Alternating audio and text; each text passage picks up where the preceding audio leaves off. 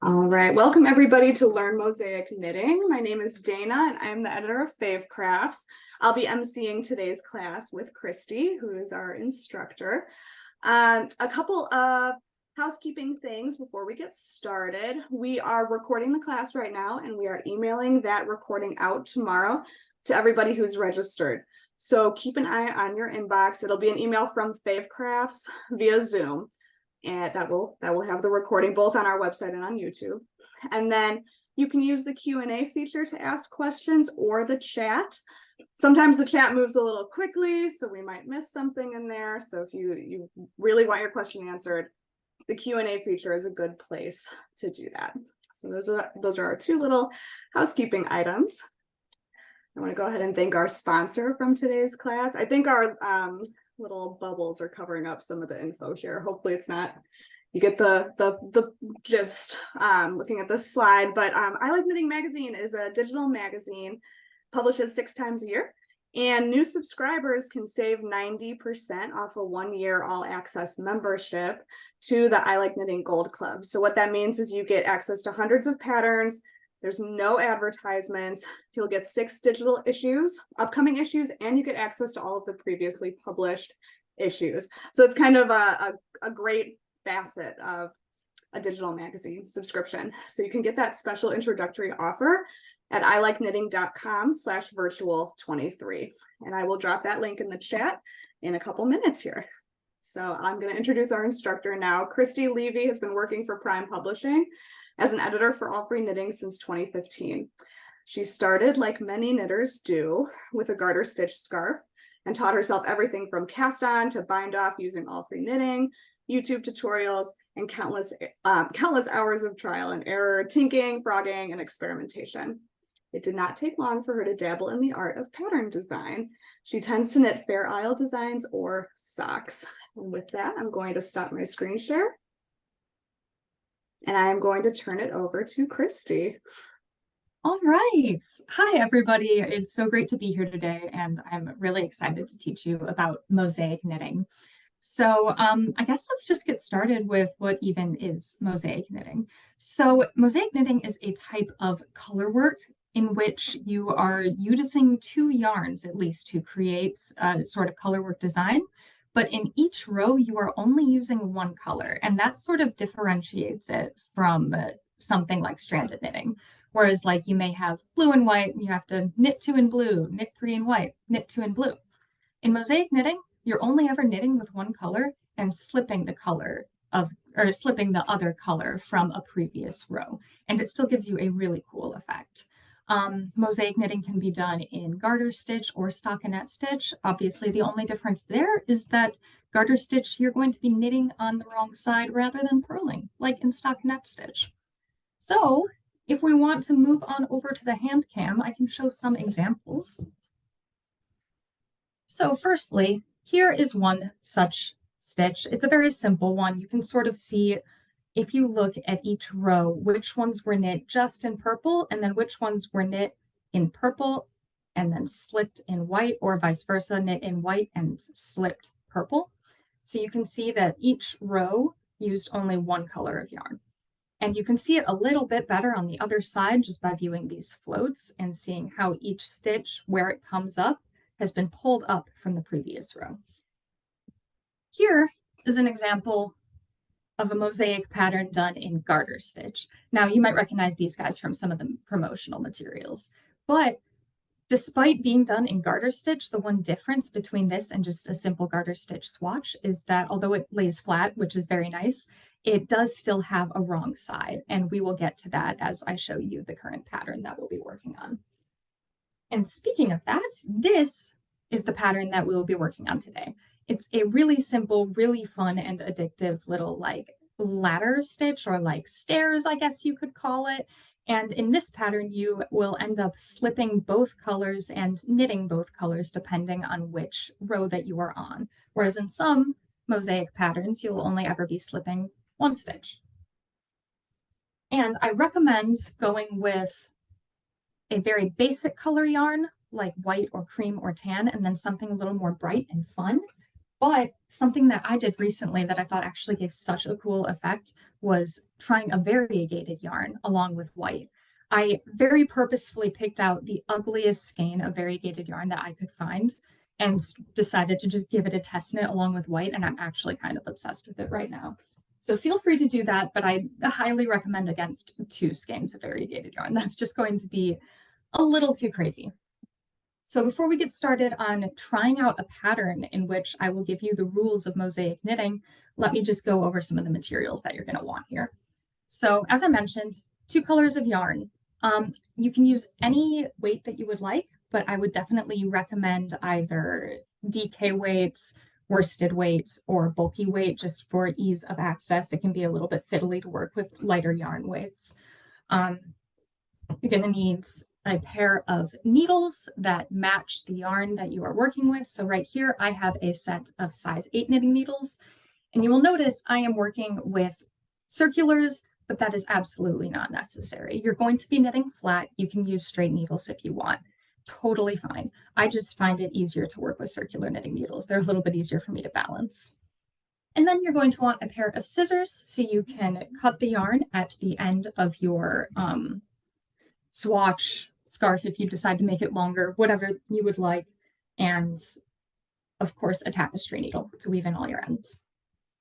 So that said, let me get these materials out of the way and I can start on the pattern. And like I said, with this pattern, I will be explaining the rules of mosaic knitting as we go along. So once you are done with this pattern, you should be able to follow any mosaic pattern pretty easily and maybe even try creating 1 or 2 of your own. I have some resources that I'm happy to share at the end of the class. But I already started by doing my slip stitch. What you're going to want to do for first off is to cast on any multiple of 4 stitches plus 2. And the multiple that we're using is 4, and then the 2 stitches, there's 1 border stitch on either side. So for the sake of simplicity, I'm going to cast on just 14, which is, 4 or 3 of 4 plus 2. And you can use whatever cast on method you like. I'm going to do long tail just because it's kind of quick. 1,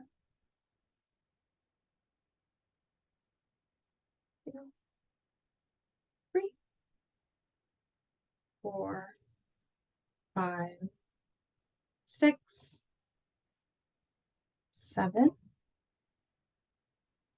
8, 9, 10, 11, 12, 13, 14. Right, let me just count, make sure I've got them all. 4, 8, 12, 14. Okay. And I did not mention this before, but it doesn't matter which color you begin with. You can start with either your contrast color or your main color, because as you could probably tell from the swatch that I showed, you really see both colors very evenly. So you're going to end up with the same effect no matter what.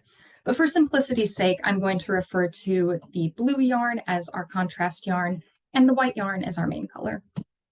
So once you have cast it on with what we will call the contrast color, the next thing you're going to want to do is purl a row. And that is because when you are knitting flat in mosaic knitting, you are pretty much, and I say pretty much with a grain of salt because there's always going to be a chance of differences, but you're pretty much going to be knitting 2 rows in 1 color each time.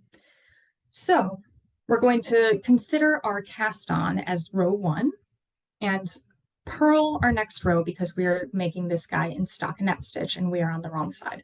So just go ahead and purl across.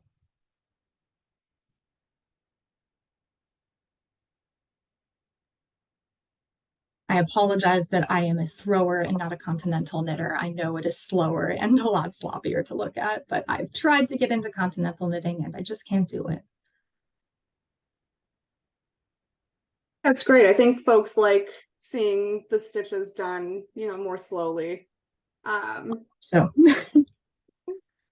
Lois is asking, what are some items you have used this pattern on? Ooh, so this pattern in particular, I only made a dishcloth, and I wish I had brought it down with me. But I also gave it like a little garter stitch border so it wouldn't curl because it's a stockinette pattern. But I have done a baby blanket actually from Pearl Soho in a different mosaic pattern that's was just like absolutely so fun to knit. I love their patterns. They're so beautiful. Ugh, don't get me started. All right. So we have our first two rows, our cast on and our purl row, done in our contrast color. So another rule of mosaic knitting is you are always going to start the first stitch with the new color that you are knitting or purling with and end the row with that color as well. So we're going to be starting with our next color, which is going to be my main color, which is white, and we're going to knit the first stitch. So the nice thing about mosaic knitting is the only time you really have to juggle with the yarn is at the very beginning and just the beginning of any row, really. So you can try to kind of keep yourself organized by keeping one yarn in front of the other anytime you switch, or it doesn't really matter if you're going to be like going over it with a crochet border or something like that, or if you decide to throw in some garter stitch by picking up later on. So we've got our first stitch here, and that's not part of the repeat. That's just our border stitch. Next, we're going to start with our repeat of this row, and this is also the beginning of the 8-row repeat for the entire pattern. That first row was our foundation row. So when you continue on with the pattern, this is where you're going to start over once you are done. So after we've knit one, our next goal here is to knit 3 and slip 1 across to the very last stitch. So just like with any other pattern, you're just going to knit normally. Feel free to give your tail a little bit of a tug in case it's loose. It always seems to be when I start a new yarn. Knit 3. And in mosaic knitting, we are always going to slip purlwise. And furthermore, on the right side of your row, you're going to keep the yarn in the back of the work. So we slip purlwise just right onto the needle. Just don't even work it. And we're going to do that to the very last stitch. Knit 3, slip 1.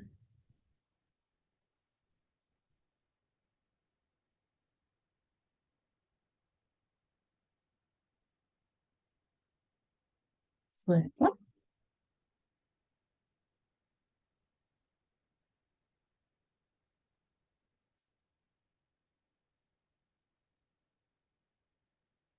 There we go. And as I said, at the very end and beginning of the row, you are going to end with the color that you're actually working with. So you'll never start or begin with a slip.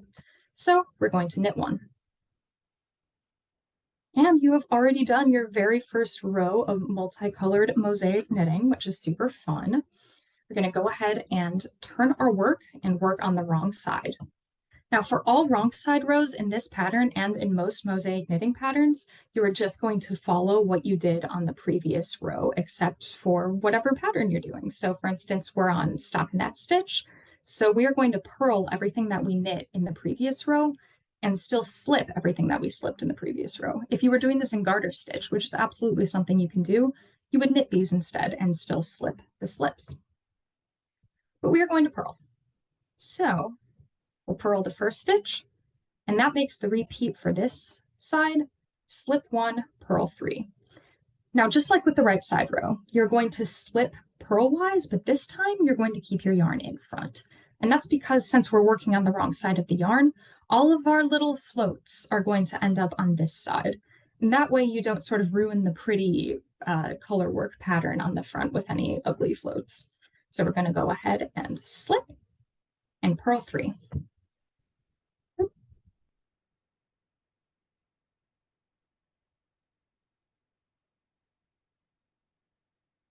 Slip 1, yarn in front, and purl 3.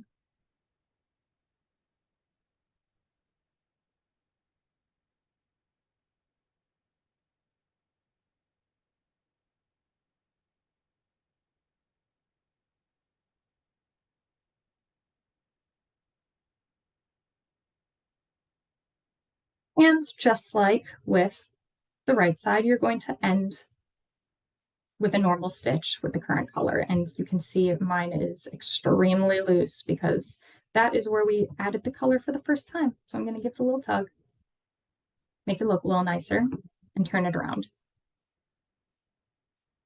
And you can sort of see if you pull it down that you're getting some sort of pattern going here, but nothing quite yet. You're going to find as you continue on and work more rows in this pattern that as the color work develops and grows on your needles, it just becomes so addictive to continue. So next, row 3 of our repeat.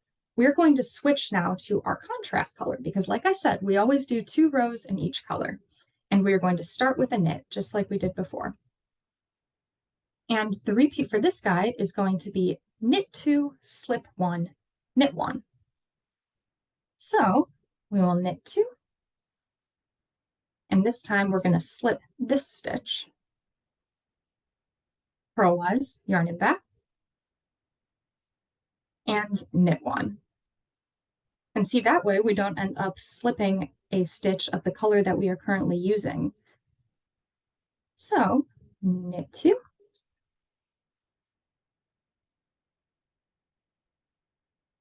Slip 1, knit 1.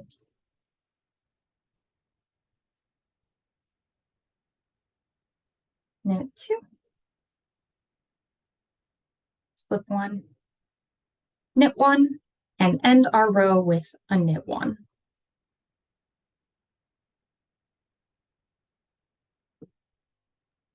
And then we turn and we move on to row 4. And just like with the last one, we are just going to follow the pattern exactly, purling all of the stitches that were knit and slipping the stitches that were slipped. So we begin. We have 2 quick questions. Yeah. Joanne is asking, are you counting the first stitch? I think in the repeat. No, the first stitch is not counted in the repeat. It's going to be knit or purl 1, and then the 4-stitch repeat, ending with a knit or purl 1. Okay, awesome. And then Amanda is asking the repeat for round 2, which is can you just refresh what was the repeat for round 2? Absolutely. It's slip 1 and purl 3. All right, thank you. Of course. And so we're going to keep purling the knits and slipping the slips. And as I said, if I ever go too quickly, I'm going to definitely share this at the end of the example. So you guys can always just refer back to it if you want to keep doing this on your own later, or if you decide it's too much for now and you want to just watch the recording later, you can absolutely do that and you'll have the pattern to follow along with as well. Row 2. And we end with a purl 1. So the repeat for that guy was purl 1, slip 1, purl 2, and that is not counting the first and last stitches. So if you look at it now, it's happening. We're starting to get little stairs. And since we're about halfway through the pattern, I think now would be a good time for an intermission, Dana. All right, fantastic. I am going to pull up my little PowerPoint again. So if folks need to catch up on what Christy has taught so far, now's a good time to do that. If you need to grab some water like I do, now's a good time to do that. I'm going to talk about our upcoming classes, and I'm going to thank our sponsor again for allowing us to present this class for free. All right, so we've got 2 classes that you can sign up so far for in September. On September 12th, Tuesday, September 12th, we have All About Gauge. So this is great for the knitters and the crocheters. It's the instructor is gonna cover both techniques, which is like 90% the same if you're making a gauge swatch. And that is with Hortense from Knitting with Chopsticks. She taught our blocking class back in May. And that's coming up in a couple of weeks. And then we have embroidered knots. which is going to be taught by M Creative J. She also taught a class for us back in May, if you guys were here for that. And she's going to be teaching 4 different kinds of embroidered knots, 4 different ones from what she taught last time. That's coming up on Tuesday, September 26th. There is a likelihood that we're going to be adding a class in the week in between on September 19th, a sewing class. September is National Sewing Month, so we want to celebrate with a sewing class. I'm not sure yet if we're rebroadcasting an old class or if we're going to be sharing a brand new one. So stay tuned for that. You can find out about any upcoming classes at favecrafts.eventbrite.com. All right, and thank you again so much to our sponsor, I Like Knitting Digital Magazine. Once again, any new subscribers can get the introductory offer for 90% off. That's $5 for an annual subscription, which is amazing. And yeah, so for just $5, you get 6 digital issues of the magazine and all the previously published patterns, plus special collections and other fun things. It's all tech edited patterns. I don't think I mentioned that earlier. So the patterns are, you're getting a high quality product error free because they're tech edited, and it's ads free as well, since it's a digital subscription. You can get that subscription at ilikeknitting.com/virtual23. I'll put the Eventbrite link and the I Like Knitting link in the chat again here momentarily. All right, so hopefully folks were able to get a glass of water, do whatever you need to do, and enjoy the second half of the class. All right, thank you, Dana. So, like I said, we are about halfway through the repeat because this is only a 8-row repeat if you don't count the little foundation row. So I think now would be a good time to sort of go over the rules that we've talked about with mosaic knitting. Basically, you are knitting only with one color for every single row and purling the contrasting color or whichever color you're not using from a previous row. You always purl, or you always slip purlwise, and you keep your yarn in the back on the right side and in the front on the wrong side. You can knit in stockinette stitch just by purling the wrong side, or switch anything over to garter stitch by knitting the wrong side. And yeah, when you are knitting flat, you are typically only knitting with one color for 2 rows. If you are knitting in the round, that could be switched to just 1 round for each color, because the main thing is that you need your yarn to end up at the beginning of the row each time. So with that, now we're going to begin with row 5 of our repeat. So we're going to do it white for this guy, or your main color. Let me just get the little tails out of the way here. In order to keep the yarn sort of organized, I'm going to always knit with my first stitch with the new color at the bottom. So we're going to start with our 1 knit stitch at the beginning. And then our repeat for this row is going to be knit 1, slip 1, knit 2, all the way to the last stitch. So we'll go knit 1, slip 1 with the yarn in back, and knit 2. And you might notice a pattern here. You'll see as I do another repeat, knit 1, that you are always slipping the last contrasting color before the first instance of the main color. That's not something you're going to have to memorize, but you'll find as you continue to work this repeat in whatever project you're using that it becomes so easy for that reason. Like, you don't even need to follow the pattern anymore after a certain period of time.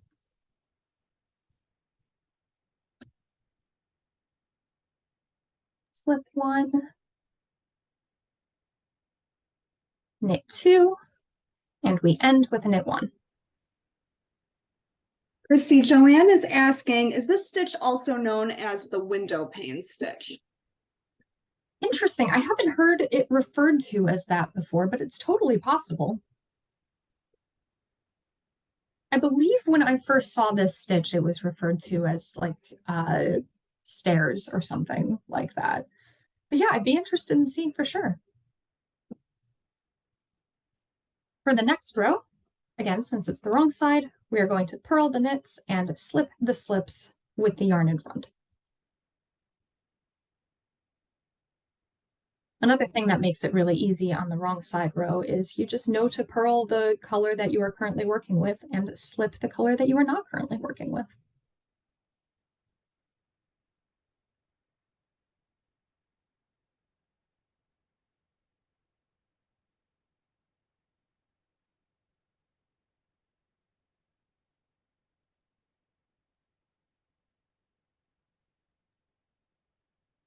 There's always a wrong side row, right, with this technique. Right. So it's like Exactly. it's great for hats or something that has an inside. Oh yeah, for sure. And that is, like I said, one disadvantage if you decide to do garter stitch is that, like, unlike garter stitch, you're not going to have a reversible pattern, which is unfortunate, but really good for something like a hat or a sweater where you're not going to ever be seeing the other side. All right, so now we are on to row 7, which is our penultimate row of the pattern. And again, we're going to be starting with our contrasting color. And so for me, that is going to be blue. Try to keep my yarn organized and knit from the bottom here. We're going to start with a knit 1. And the repeat for row 7 is going to be slip 1, knit 3. Super, super easy. Slip 1 with the yarn in back, and knit 1, 2, 3, all the way to the last stitch.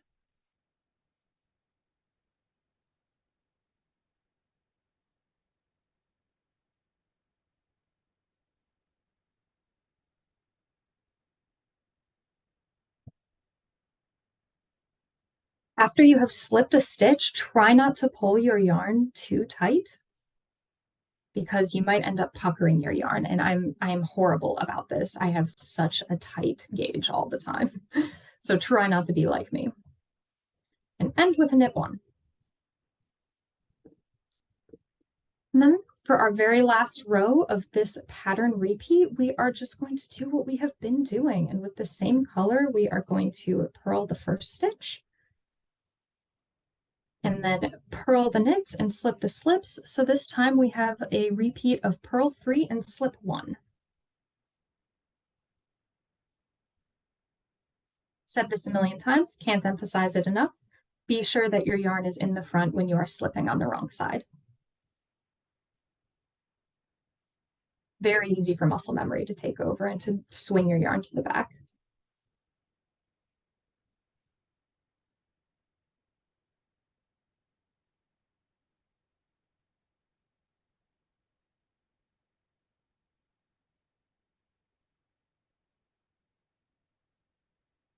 And purl 1.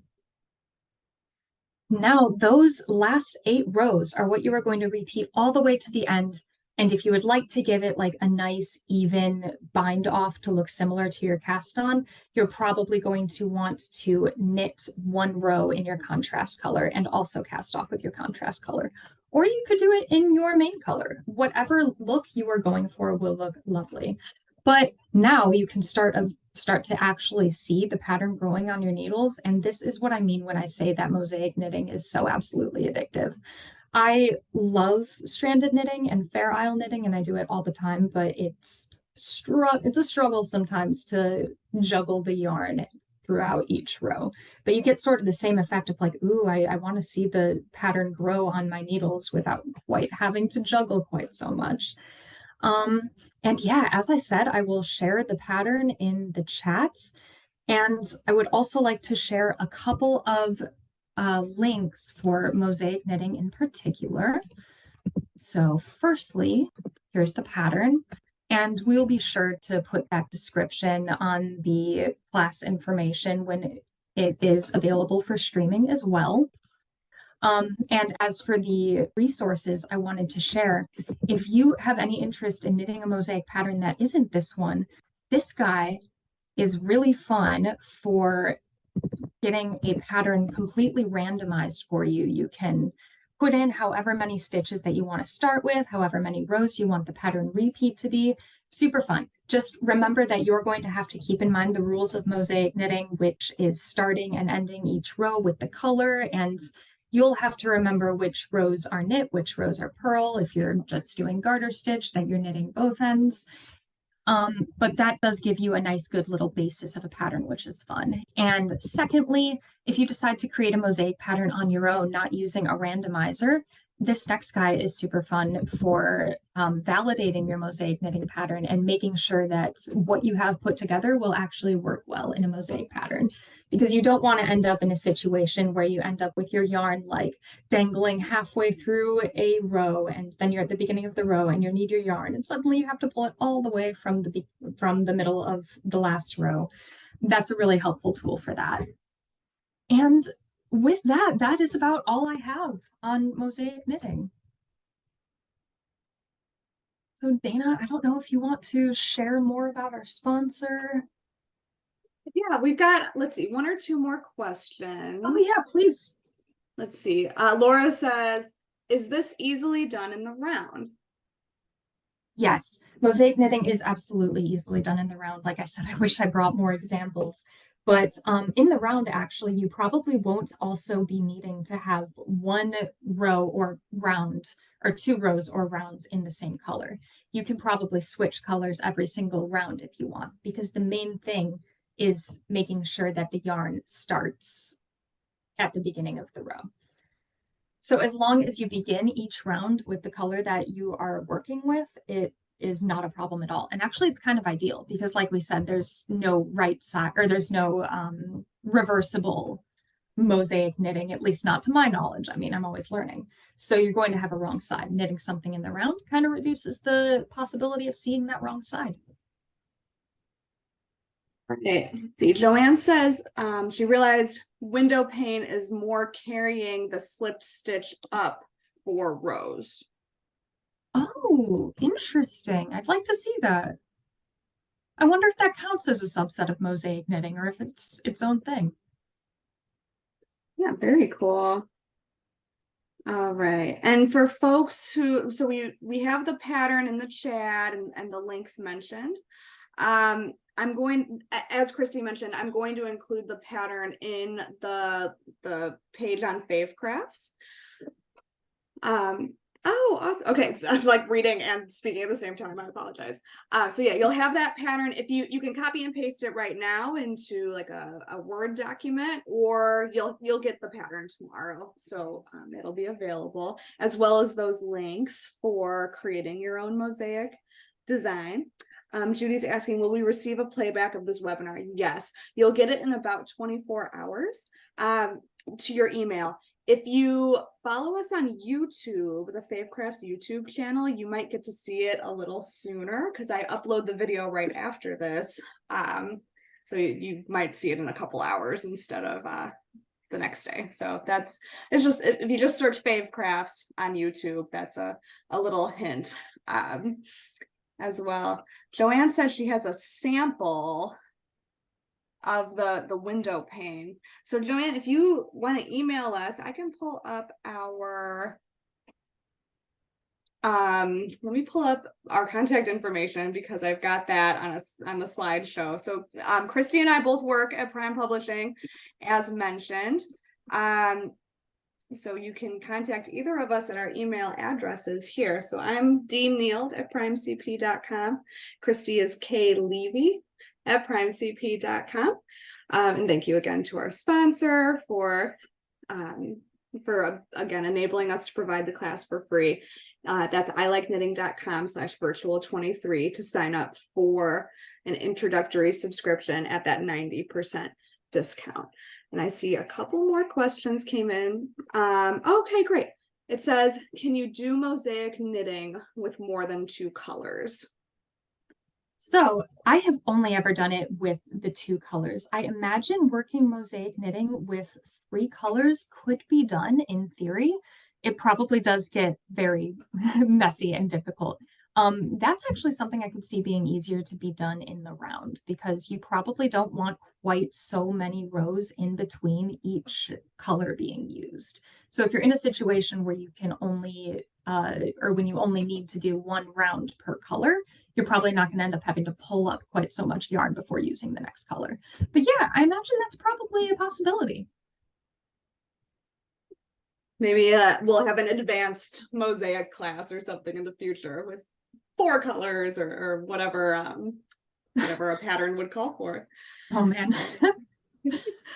And then Gail's saying it doesn't seem to let us copy the pattern. So you've got a couple options here. You can send me an email after the class and I can email it to you if you want the pattern before you get it in your email tomorrow. Like if you want to follow along right after the class, then I can email it to you, within the next couple hours today. Or you could try taking a screenshot of the chat. So there's that screenshot button on the computer. It looks like print screen. Or you can do the screenshot on your phone and like save the photo. Otherwise, we will get you the pattern tomorrow. I apologize for the inconvenience. And then let's see. Suman is asking Christy, how do you keep edges straight with this stitch? Oh, that's a really good question. I mostly don't, but you totally can, like I said, with good management. I'm not sure if you can still see the screen. It's not that important. But what I like to do is sort of decide ahead of time if I'm going to keep the new yarn coming up from behind the old yarn or going in front of the old yarn. So for instance, if I were beginning to knit now with white and I just decided to pull it up without putting it behind this old yarn, then that's fine. But you're going to want to continue to do that every single time you have a new color, and you're not going to want to switch between the two. So if I do this row by just pulling it over the old yarn, I'm not going to want to do the next row by pulling it under, such as like this. I hope that helps a little bit. You can also add selvage stitch if you tried, which is slipping the first stitch instead, since it is going to begin with the color that you're looking for anyway. But that could really only happen on the wrong side of the work because you're going to be starting with a color of the color that you are not using. So I definitely recommend just like adding a border after the fact. I think that looks the cleanest, but those are a couple of options. Yeah. One more question came in from Lois. She says, if I do this pattern in the round, do I need the 2 border stitches? You do not need the 2 border stitches because you are going to be carrying your yarn all the way around and it's going to end up back at the beginning. So you can absolutely just do the knit 3 slip 1 of the first row, the slip 1 knit 3 of the, or well, if you do it in the round, it's going to be opposite. So it's going to be knit 3 slip 1 again. But yeah, you shouldn't need to do the border stitches if you're doing this in the round. Awesome. Joanne says, I love learning new stitches. Awesome. Fantastic. And it looks like that's it for questions. So we're going to go ahead and end the broadcast. Thank you again so much, everybody, for tuning in today. Thank you so much for the feedback. Julie says this was so nice. Thank you so much. Wonderful. I hope you enjoy learning Mosaic, and again, keep an eye out for the recording link coming to your email tomorrow. All right. Okay. Have a wonderful day, everybody. And thank you again, Christy, so much for teaching today's class. Of course. Thank you for letting me. All right. Have a good one.